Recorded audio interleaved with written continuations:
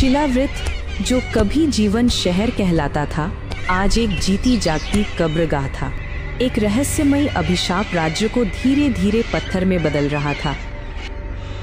फसलें उगते ही पत्थर बन जाती, नदी का पानी जमकर माणभ हो गया था और लोग चलते फिरते बात करते करते पत्थर की मूर्त बन रहे थे।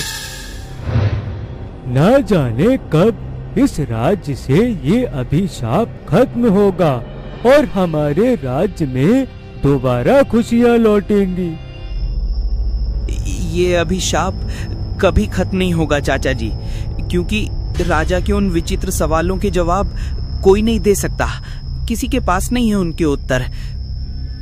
यदि ऐसा नहीं हुआ तो बेटा वो दिन दूर नहीं है जब हम भी एक पत्थर की मूर्ति में परिवर्तित हो जाएंगे। शाही दरबार का मुख्य आंगन ये आंगन नहीं, मूर्तियों का बाग लगता था। ये वो बुद्धिमान लोग थे जिन्होंने राजा के सवालों का जवाब देने की कोशिश की और असफल रहे। महाराज अर्कन, जिनका आधा चेहरा खुद पत्थर जैसा सख्त हो चुका था, अपने सिंहासन पर बैठे थे। उनके सामने राज्य का सबसे अमीर व्यापारी श्रेष्ठी धनपाल घुटनों पर बैठा था। महाराज, मैं जवाब जानता हूँ। मैंने अपना सब कुछ दांव पर लगा दिया है। बोलो श्रेष्ठी, पर याद रखना, गलत जवाब की कोई माफी नहीं। आपका पहला सवाल, मैं हमेशा आता हूँ पर कभी पहुँचता नहीं, मैं क्या हूँ? इसका जवाब है मृत्यु। मृत्यु हमेशा आती है और पहुँचती भी है मूर्ख। महाराज के मूर्ख कहते ही श्रेष्ठी धनपाल की खाल खट की आवाज के साथ पत्थर में बदल गई। वो जहां बैठा था वहीं एक मूर्ति बन गया। दरबार में मौजूद बाकी लोग डर से सिहर उठे। अफसोस, एक और बुद्धिमान आत्मा व्यर्थ हो गई।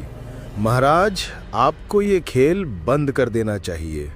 ये अभिशाप लाइलाज है। हमें खेल? तुम इसे खेल कहते हो विकाल?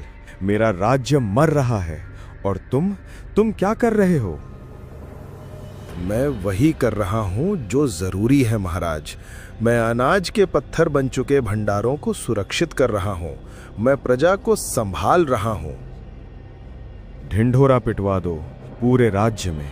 जो भी मेरे 2 सवालों का जवाब देगा, मैं उसे ये सिंहासन दे दूंगा। पर जो असफल हुआ, उसका हश्र वो खुद देख रहा है। मुझे नहीं लगता महाराज, राज्य में कोई इतना बुद्धिमान व्यक्ति होगा जो आपके इन विचित्र सवालों के उत्तर दे पाए। मैंने तुमसे जितना कहा केवल उतना करो।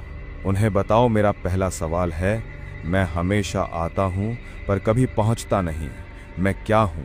और दूसरा सवाल है, मेरे पास एक मुंह है पर बोल नहीं सकता, एक बिस्तर है पर सो नहीं सकता, मैं क्या हूं? महाराज ये कहकर गुस्से में दरबार से बाहर चले जाते हैं। विकाल उन मूर्तियों को देखकर मुस्कुराता है। ये अराजकता उसके लिए किसी वरदान से कम नहीं थी।